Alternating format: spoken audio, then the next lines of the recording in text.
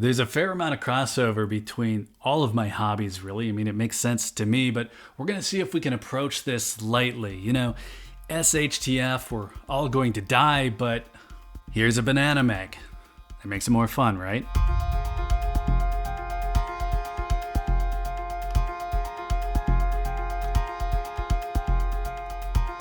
One of the stranger comments that we get around here is that in an SHTF scenario, having gold or silver will get you killed.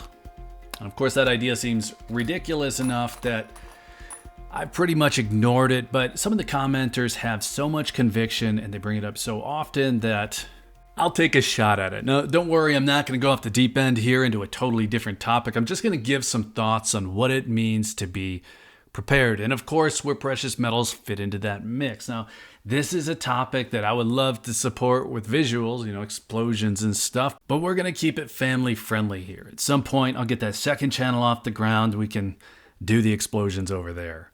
Before we get back to it, if you're looking for precious metals, hit up SD Bullion. New customers even get gold and silver for spot. That's sdbullion.com/new.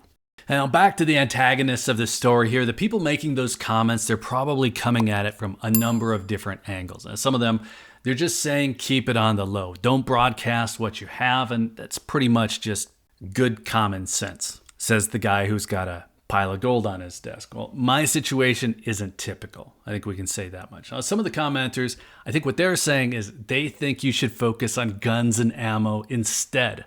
I think that's making a pretty big assumption personally. It's kind of a leap to think that everyone is trained and everyone is stable. And if you're watching this in a country that just does not like guns, I'm sure that comment always seems really strange. And even here in the United States, it's a divisive topic, but I think that we could all agree that not everyone would know what to do with them and not everyone would know how to handle them responsibly. So what I'm saying there is that isn't advice that everyone should follow. If you're doing it, great. If you don't like it, also great. Now, I spend a lot of time shooting personally, but I'm not going to push that idea on anyone else. I do agree, though, that in a really bad situation, being able to defend your family is pretty important on the whole pyramid of needs thing. So as far as those commenters go, as far as those comments go, so far, nothing super crazy has been said. Now, comments take a turn, though, when they suggest the whole idea of having gold or silver in the first place is a lost cause, or even worse. Sometimes we'll get comments from people saying it won't be worth anything. You can't eat your gold or silver, but if it does retain that value or it even spikes in value, well, it's simply going to be taken from you. It might even get you killed. And this really circles back to the first two angles. Don't broadcast what you have or where you have it. That's easily the most important part. And then put some thought into self-defense and becoming a harder target. Now, this is where it'd be fun to dive into some of my other hobbies, at least fun for me, but I'm going to hold off. Let's just drop some PMags on the table as a placeholder.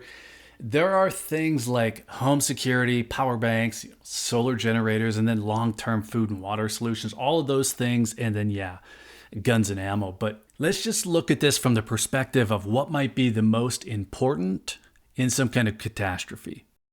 Before we get to that, though, there's one last comment type that comes up now and then. People saying they would be the ones trying to take your gold. They stack guns themselves, so they're going to be in a position to just take what they want in a bad situation, loot, pillage, and steal what they need.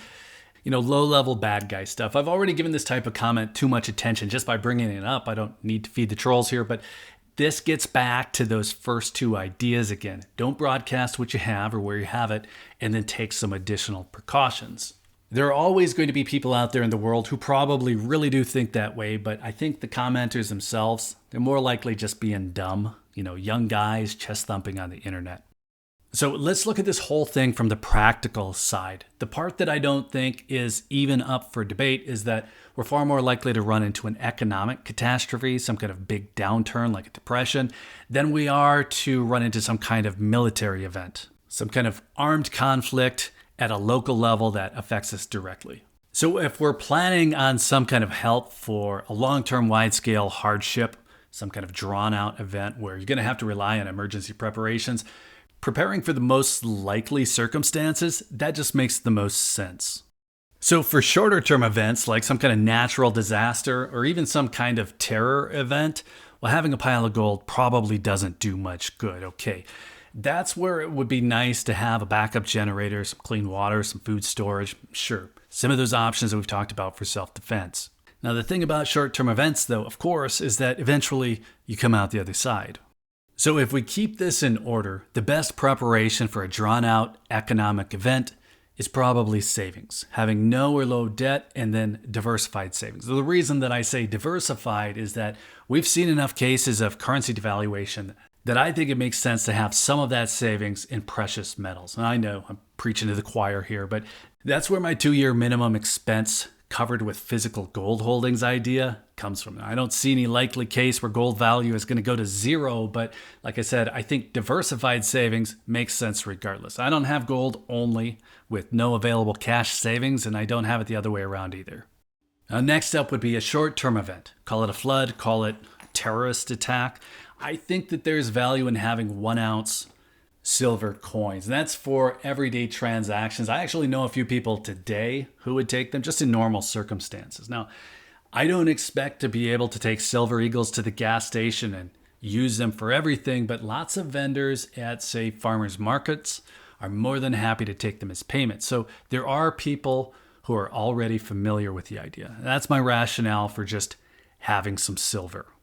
So as for gold, and those commenters suggesting that it would be worthless in some kind of emergency, well, if we look at the price of gold after the September 11th terrorist attacks in the US, the price jumped 6%. That was immediately following the event. We saw gold go up 6% when Russia invaded Ukraine, and we just saw gold go up 1.6% immediately following the Hamas attack in Israel. Now, I don't like using these events as data points, but if you're trying to suggest that the price of gold is going to drop in some kind of catastrophe, you're just plain wrong. And the reason we didn't see the price of gold go up more than 1.6% is that the US dollar strength spiked at the exact same time.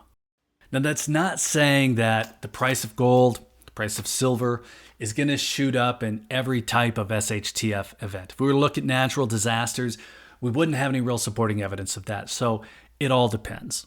But assuming you're trying to defend your livelihood or your way of life in some kind of emergency situation, well, your ability to earn is what we're really looking at here. That's what's going to be impacted, and having savings in one form or another would be very important. In the event that the value of your local currency takes a hit, well, having precious metals is just that much better. Now, I've made videos specifically about how much gold I think is enough, what my own goals look like, and I'm not going to go into this again in depth, but I'm also not going to ignore it. I'm not going to make you go search for it. So I'll just tell you quickly, my goals tend to be based around monthly expenses and length of time. So if my minimum expense might be $2,000 per month, well, I'd want an ounce of gold saved for each of those months, anything that I was planning against. Now, if my minimum expense was $4,000 per month, I'd want 2 ounces of gold. You get it. Now, I want to have 2 years covered, so that's 24 months at 2 ounces per month. That's 48 ounces. We'll call it 50. So I have some other goals. I have some other reasons to stack, but 50 ounces of gold is kind of my emergency stash, my CYA fund. And I want to have 50 ounces of buffaloes or eagles for that purpose. And I probably want to have a little bit of fractional mixed in there as well. Now, for silver, I really only plan around short-term events. So I like to have 20 1-ounce coins for 2 crazy months. That's 40 ounces, and I want to have silver eagles. That would be for quick surprise events. Now, I don't plan around society breaking down and everyone agreeing to use old silver dimes to barter for things. But I think that there's some obvious benefit to just having some alternative and convenient payment options. So if you don't think it makes sense to put aside some gold or silver for possible emergencies, well, I'm not going to argue with you, but if you tell others that they're wrong for doing it, well, I'm going to tell you it's short-sighted. And if it's meant to say that guns and ammo are what everyone needs, well, sometimes sure, other times, no, not really. Me personally, that's not a category I'm lacking. I mean, I have special occasion PMEGs. I'm going to be fine. But that doesn't mean that I think locking away some wealth is any less important. Dollar bills, gold, silver, whatever. Regardless of how crazy things might get, I still think having some savings put aside is very close to the top of the list. Okay, let's call it good there. Let us know what you think. Do you think gold and silver are only a good time play? Are we wasting resources thinking it could help us out of a bad spot? Let us know. Want more explosions here? Let us know that too. And then while you're in the comments, Be sure to hit that like button if you found any of this interesting. Be sure you're subscribed with notifications turned on if you'd like to see more on the topic. And if you're still here, thanks again for watching. I always appreciate your time. Take care.